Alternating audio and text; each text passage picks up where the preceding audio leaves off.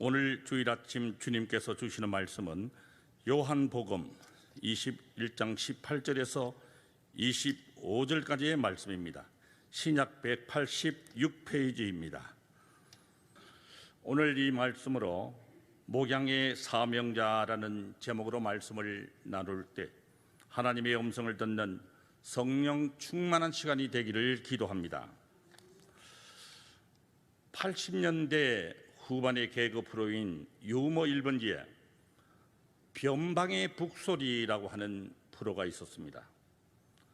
장군 역할을 맡은 임하룡 씨가 나를 따르라 이렇게 소리를 치면 앞장서서 자신이 먼저 걸어갑니다. 그런데 이번에는 그 뒤를 이어서 병졸인 심형래 씨가 나를 따르라 하면서 반대 방향으로 걸어갑니다. 그러나 병졸들은 모두가 심형래 씨를 졸졸졸 따라가면서 장군인 임하룡 씨를 골탕을 먹입니다.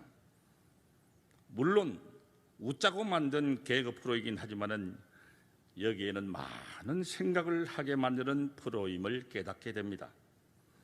전쟁을 진두지휘하는 지휘관이 가장 위험한 최선봉에 서서 나를 따르라 명령한다면 부하 병사들은 당연히 죽기를 각오하고 적들과 싸울 것입니다. 오늘 본문의 21장은 3번이나 예수님을 부인했던 베드로에게 부활하신 예수님께서 직접 찾아가시는 내용입니다. 황당한 눈빛으로 예수님을 바라보는 베드로에게 너는 나를 따르라 조용히 말씀하십니다. 아니, 이것은 명령이었습니다. 이렇게 함으로써 잃어버린 사도적 권위를 회복시켜 주셨습니다. 그런데 이러한 베드로가 어떻게 초대 교회의 기둥과 같은 존재가 될 수 있었는지를 낱낱이 밝혀보고자 하는 의미에서 기록하였다고 볼 수 있겠습니다. 모든 사람들이 다 주를 버릴지라도 나는 절대로 주님을 끝까지 버리지 않겠노라고 호언장담했던 베드로. 그러나 그는 가야바 대제사장 집에 들어갔다가 너무나도 허망하게 무너지고 말았습니다. 한 여인이 그에게 다가와서 손가락질을 하면서 말합니다. 너도 예수와 한패가 아니냐? 이렇게 묻는 말에 나는 예수를 모른다. 나는 예수와 아무 관련이 없다. 이렇게 3번씩이나 부인해버리고 말았습니다. 그렇게 무너져 버렸던 그런 베드로를 예수님께서는 부활하신 다음에 다시 찾아오셨습니다. 그리고서는 너는 나를 따르라 이렇게 말씀하신 것입니다. 이것은 진정한 제자의 삶이 무엇인지를 간단 명료하게 보여주는 예수님의 명령입니다. 그렇다면 여기에서 제자의 삶이란 무엇입니까? 그것은 첫째로 예수님의 행적을 따라 그와 함께 동거하는 삶입니다. 예수님께서는 요한복음 1장 43절에서 빌립에게도 나를 쫓으라라고 명령하신 바 있습니다. 둘째로 제자의 삶은 예수님께 순종하는 삶입니다. 주님을 따르는 이 일 역시 사람의 뜻으로 되어지는 것은 결코 아닙니다. 그렇다고 이것이 사람의 혈기나 각오로 도저히 감당할 수 없는 일입니다. 요한복음 13장 37절에서 베드로는 내가 지금은 어찌하여 따를 수 없나이까? 내 목숨을 버리겠나이다. 이렇게 대답을 했었습니다. 아마도 베드로는 나를 따르라고 하는 이 예수님의 명령을 순교로 잘못 이해했던 것 같습니다. 예수님께서는 베드로뿐만 아니라 우리 모두에게 너는 나를 따르라라고 명령하고 계십니다. 이 명령은 우리 모두에게 오늘날 이 시대 목양의 사명자로 우리를 부르신 것입니다. 할렐루야. 22절의 말씀을 잠시 보시겠습니다. 예수께서 이르시되 내가 올 때까지 그를 머물게 하고자 할지라도 네게 무슨 상관이냐? 너는 나를 따르라 하시더라. 예수님께서 지금 베드로를 향해 자신을 따르라고 하신 말씀은 베드로로 하여금 예수의 제자로서 철저하게 살라는 의미입니다.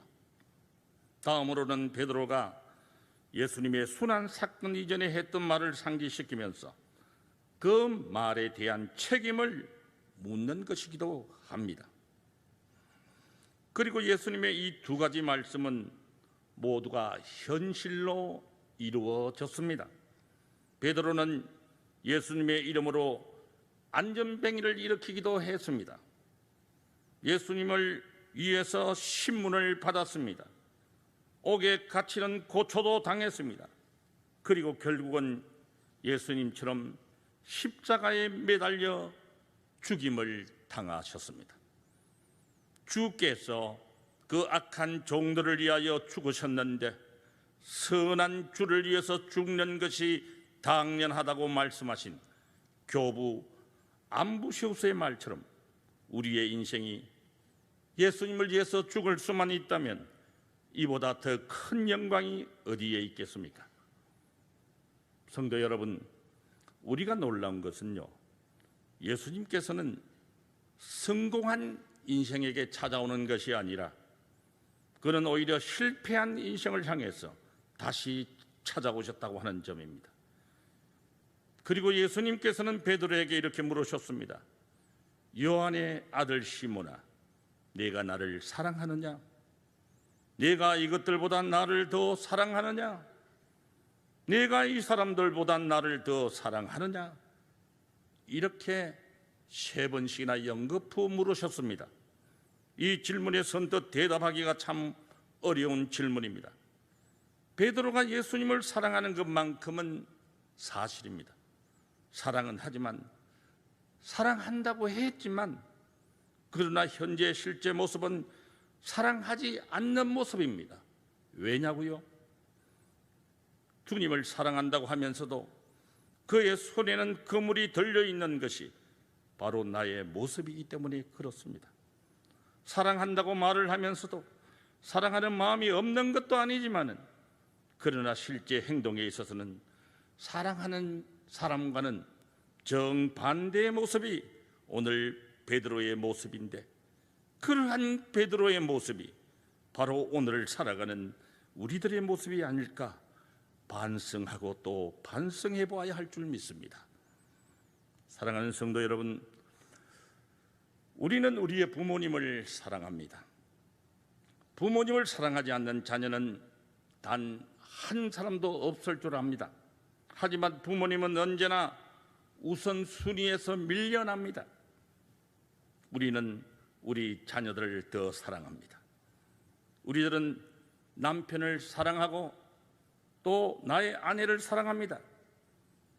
하지만 인내하기보다는 화를 내기가 쉽고 친절하기보다는 너무나도 싸늘하게 대했던 모습들이 바로 우리들의 모습입니다. 우리는 주님을 사랑합니다. 하지만 주님을 예배하는 일에 있어서는 솔직히 너무나도 소홀합니다. 시장에도 마음껏 가고 백화점에도 가고 식당에도 가고 영화관에도 갑니다. 커피숍에 가서 친구들을 만나서 수다도 떱니다. 그런데 예배하는 이 일만큼은 마음이 열리지 않고 예배하는 것만은 너무나도 쉽게 포기해버리는 것이 우리들의 모습입니다. 분명 주님을 사랑하는 마음은 있습니다. 그러나 주님의 말씀에 순종하는 것은 게을리해버리고 맙니다. 어쩌다가 살만하다 싶으면 주님을 잊어버리고 사는 것이 그게 바로 솔직한 우리들의 모습 아닙니까? 사랑하는 마음이 없는 것은 아닌데 사랑할 능력이 없다고 하는 것이 우리들의 문제이고 늘 넘어지고 실패하는 것이 우리들의 문제입니다. 그런데 그런 우리들과 그런 베드로에게 주님께서 다시 찾아오신 것입니다. 베드로야, 베드로야, 너희들은 참으로 엉터리구나. 너희들의 믿음이 순 가짜였다니 내가 정말 실망이 크구나. 이렇게 호통치지 않으셨습니다. 순 엉터리 같은 사랑이라고 무시해버리지도 않으셨습니다. 그런 예수님께서 다시 그 베드로를 찾아오신 것입니다. 우리가 말은 번지르르하게 하면서도 전혀 말과는 상관없이 살아가는 그러한 실패한 인생들이 바로 우리들입니다. 그래서 주님께서는 이 세상에 반드시 오셔야만 했습니다. 그것이 우리의 힘으로는 도저히 구제불능이기 때문입니다. 그렇기 때문에 예수님께서 이 세상에 오셔서 우리들의 죄와 허물을 지시고 십자가를 지셔야만 했습니다. 예수님께서는 베드로에게 다시 찾아오셔서 첫사랑을 회복시켜 주셨습니다. 목양의 사명자로서 똑바로 설 수 있도록 주님의 사명을 맡겨주시는 놀라운 모습을 보여주셨습니다. 예수님께서 하신 이 일은 한 인간의 망가져버린 인생, 실패자로 낙인 찍힌 인생을 다시 회복시키시고 재생시켜 주시고 그리고 목양의 사명자로 우뚝 설 수 있도록 커다란 은혜를 베풀어 주셨습니다. 부활하신 우리 주님께서 완전히 망가져서 썩은 냄새가 진동하는 그 베드로에게 다시 오셔서 그에게 새로운 소망을 안겨주셨습니다. 희망이라고 하는 작은 씨앗을 그의 가슴에 심어주시고 또한 목양의 사명을 맡겨주심으로써 생명의 꽃이 활짝 피어날 수 있도록 만들어 주셨습니다. 요한복음 21장 18절 말씀은 이렇게 기록합니다.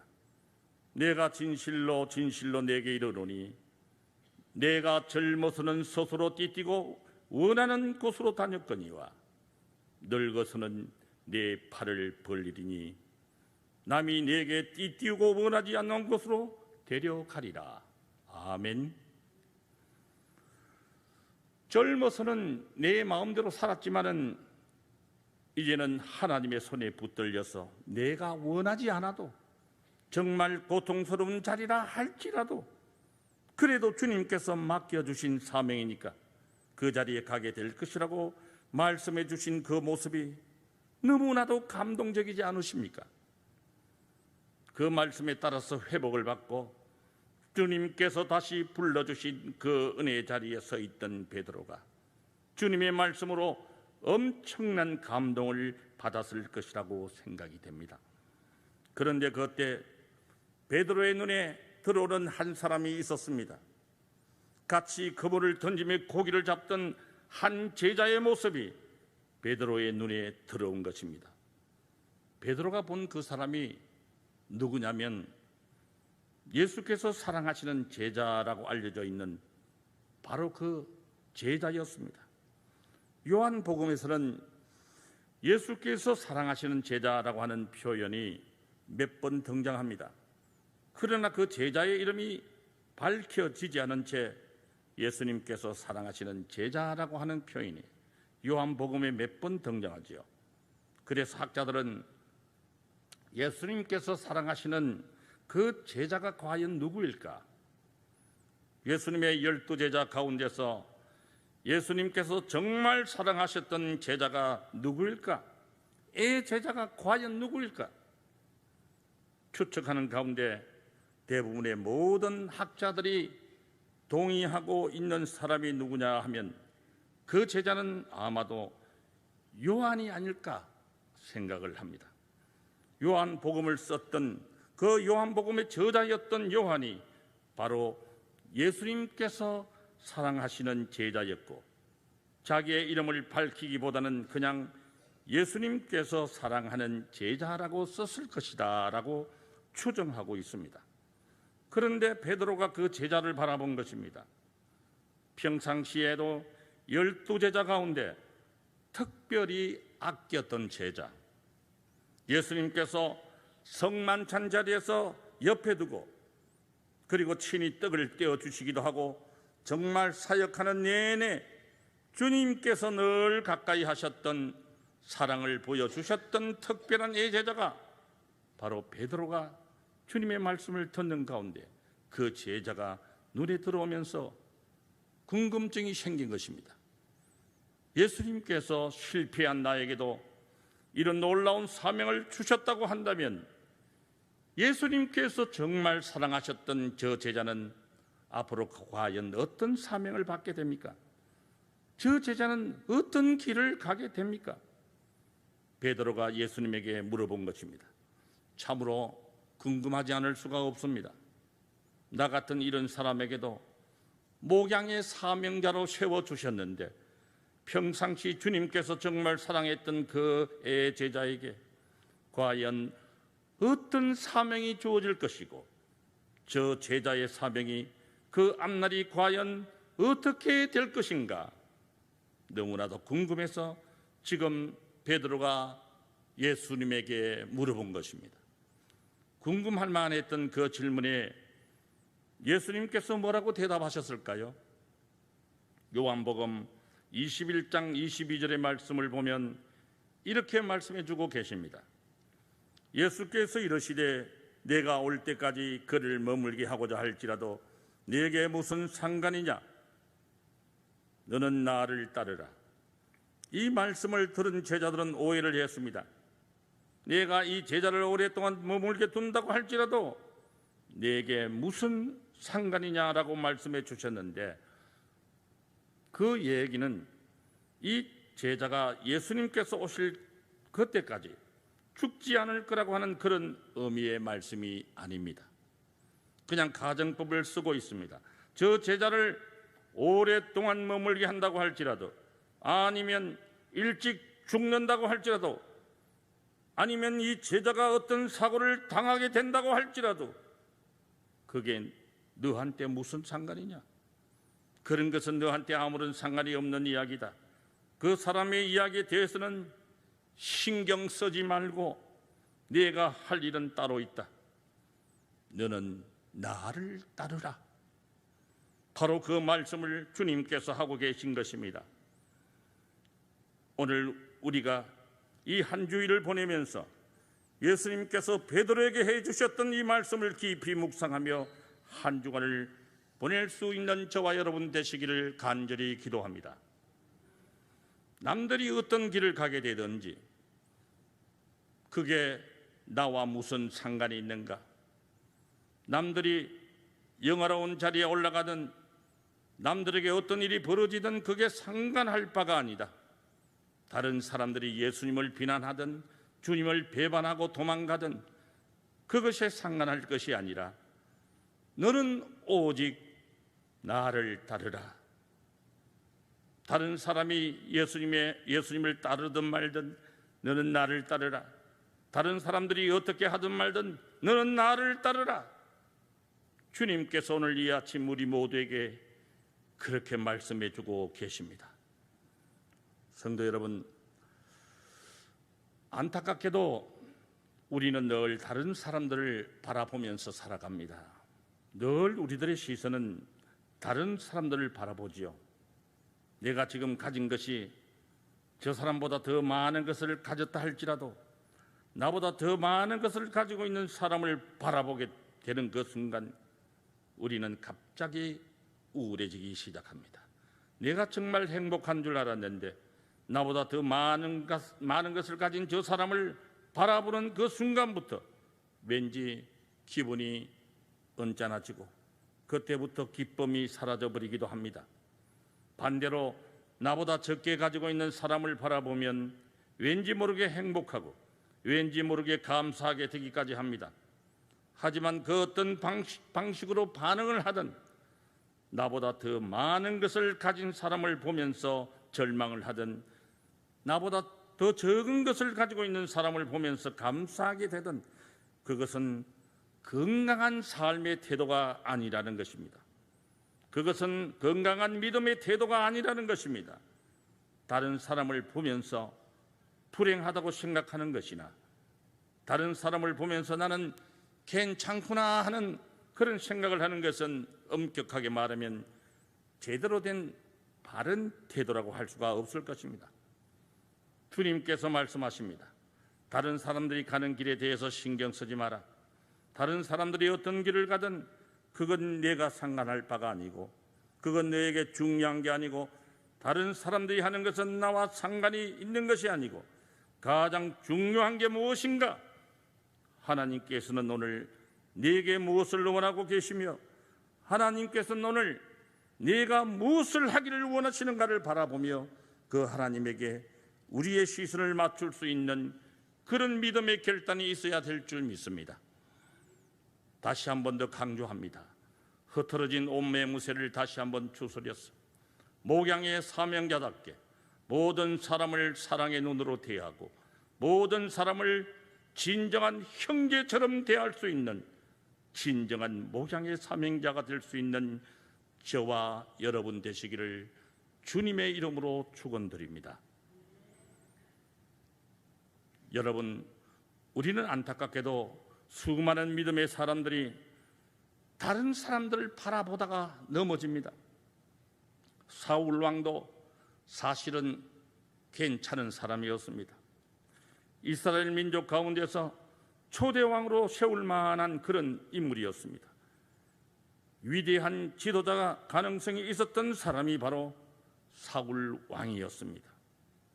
하지만 어느 날 그 앞에 다윗이라고 하는 조그마한 어린 소년이 등장하는 그 순간부터 사울은 무너져 버렸습니다. 다윗은 다윗의 일을 하고 사울은 사울의 일만 하기만 하면 되는 것입니다. 그런데 사울은 그 순간 자기 자신의 일을 제대로 하지도 못하면서 다윗에 대한 시기와 질투로 인해서 결국 자신의 일은 아무것도 하지를 못했습니다. 왕으로서 백성을 위해서 봉사하는 것을 버리고 오로지 다윗을 죽이는 일에만 매진하다가 결국은 실패한 왕이 되고 말았습니다. 마르다도 역시 마찬가지입니다. 마르다는 정말 주님을 사랑한 여인이었습니다. 정말 믿음이 좋은 여인이 마르다였죠. 그래서 그 누구보다도 기쁨으로 주님을 섬기는 일에 앞장섰습니다. 하지만 그 마르다의 눈에 예수님이 아닌 마리아가 보이기 시작한 것입니다. 예수님의 먼 발치에 앉아서 예수님의 말씀을 듣고 자기를 도와주지 않는 그 마리아를 보면서 심사가 뒤틀리기 시작했고 그것 때문에 그녀의 인생은 무너지고 말았습니다. 바리새인들도 역시 마찬가지입니다. 바리새인들도 어쩌면 하나님의 말씀을 제대로 잘 지키려고 하는 열정적인 신앙의 사람들이었습니다. 그런데 그 바리새인들이 하나님의 말씀을 지키는 가운데 하나님이 보인 것이 아니라 사람들이 보이기 시작한 것입니다.